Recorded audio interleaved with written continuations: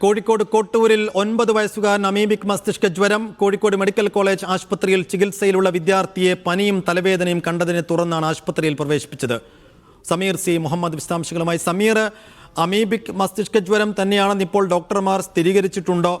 ഈ കുട്ടിയുടെ ആരോഗ്യനില ഇപ്പോൾ എങ്ങനെയാണ്?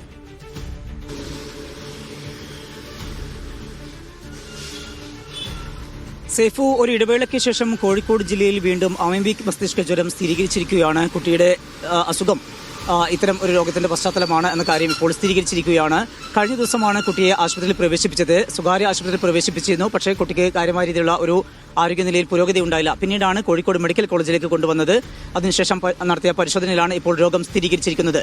കുട്ടി കോട്ടൂരിലാണ് വീട് എങ്കിലും കഴിഞ്ഞ ദിവസം ഈ കുട്ടി കക്കോടിയിലുള്ള ബ്രാഞ്ച് കനാലിൽ കുളിക്കാൻ ഇറങ്ങിയിരുന്നു. അവിടെ നീന്താൻ അറിയില്ല ഈ കുട്ടി. അതുകൊണ്ട് തന്നെ ഈ ഒഴുക്ക് കുറഞ്ഞ ഭാഗത്താണ് കുട്ടി ഇറങ്ങിയിരുന്നത്.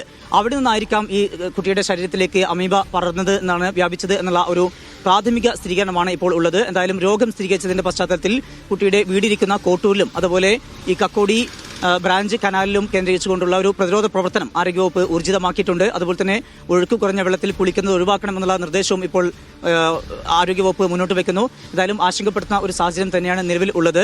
ഈ രോഗത്തിന്റെ ഒരു വ്യാപ്തി നമുക്കറിയാം, വളരെ വേഗത്തിൽ തന്നെ മരണം സംഭവിക്കുന്ന രോഗം കൂടിയാണ്. അത്തരം ഒരു ആശങ്ക നിലനിൽക്കുന്ന പശ്ചാത്തലത്തിലാണ് ഈ പ്രതിരോധ പ്രവർത്തനങ്ങൾ ആരോഗ്യവകുപ്പ് ഊർജിതമാക്കിയിരിക്കുന്നത്. കുട്ടി ഇപ്പോൾ കോഴിക്കോട് മെഡിക്കൽ കോളേജിലെ ICUവിലാണ് കഴിയുന്നത്. സൈഫു. ശരി.